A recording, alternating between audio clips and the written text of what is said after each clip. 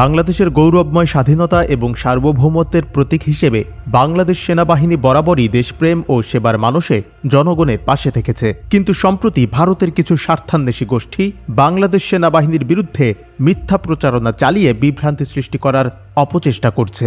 এই প্রচারণার উদ্দেশ্য জাতিগত উত্তেজনা সৃষ্টি করা এবং বাংলাদেশের সামরিক ও সামাজিক স্থিতিশীলতাকে প্রশ্নবিদ্ধ করা।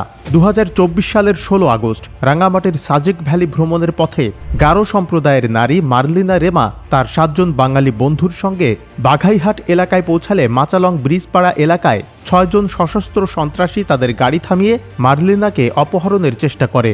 খবর পেয়ে সেনাবাহিনীর একটি টহল দল দ্রুত ঘটনাস্থলে পৌঁছায়। সেনাবাহিনীর উপস্থিতি টের পেয়ে সন্ত্রাসীরা পালিয়ে যায়, তবে একজন সন্ত্রাসীকে আটক করা হয়। এ সময় উত্তেজিত স্থানীয় গ্রামবাসী সেনাবাহিনীর গাড়ি ঘেরাও করে এবং আটককৃত সন্ত্রাসীকে ছাড়িয়ে নেওয়ার চেষ্টা চালায়। কিন্তু সেনাবাহিনী কৌশলগত দক্ষতার মাধ্যমে মার্লিনাকে নিরাপদে উদ্ধার করে এবং আহত পর্যটকদের প্রাথমিক চিকিৎসা প্রদান করে। পরবর্তীতে তাকে পুলিশের কাছে হস্তান্তর করা হয়, যারা তাকে তার পরিবারের কাছে নিরাপদে পৌঁছে দেয়। এই ঘটনাটির ভুল ব্যাখ্যা করে সম্প্রতি ভয়েস অব বাংলাদেশি হিন্দুস নামে ভারতের দ্বারা পরিচালিত একটি কট্টর হিন্দু প্রধান টুইটার পেজে সেনাবাহিনীর বিরুদ্ধে মিথ্যা তথ্য প্রচার করে। তারা দাবি করে সেনাবাহিনী চট্টগ্রামে এক বৌদ্ধ নারীকে নির্যাতন করেছে, যা সম্পূর্ণ মিথ্যা এবং উদ্দেশ্যমূলক। ফ্যাক্ট চেকিংয়ে এটি প্রমাণিত হয়েছে যে ঘটনাটি ছিল এক নারীর সাহসিকতার সঙ্গে উদ্ধার করার উদাহরণ, যেখানে সেনাবাহিনীর কোনো অন্যায় আচরণের প্রমাণ পাওয়া যায়নি,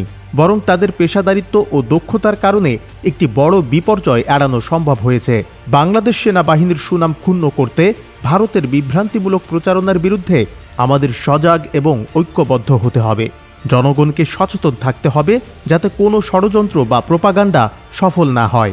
সেনাবাহিনীর মর্যাদা রক্ষায় সরকার এবং নাগরিকদের একত্রে কাজ করতে হবে।